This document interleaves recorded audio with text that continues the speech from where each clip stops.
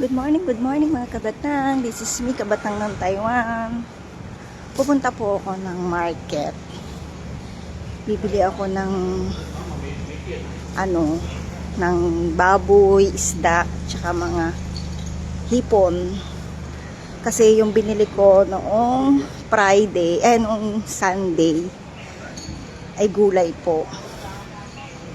Tuwing Sunday na po ako mamimili ng gulay kasi nasisira po kasi yung gulay pag mag-stock po alagad ako sa rep. Kaya ang ginagawa ko po ngayon, tuwing Miyerkules lang po ay yung mga isda, baboy, manok, hipon.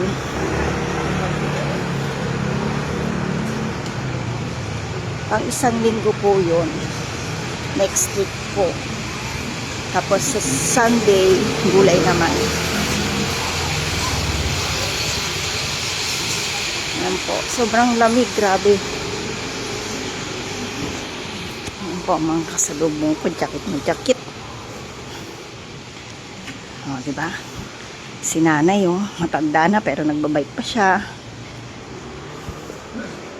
Dito po kahit matanda na, makikita nyo nakamotor, nakabike. Ayan. Doon, tatawid po ako dyan. Thank you for watching. God bless you all.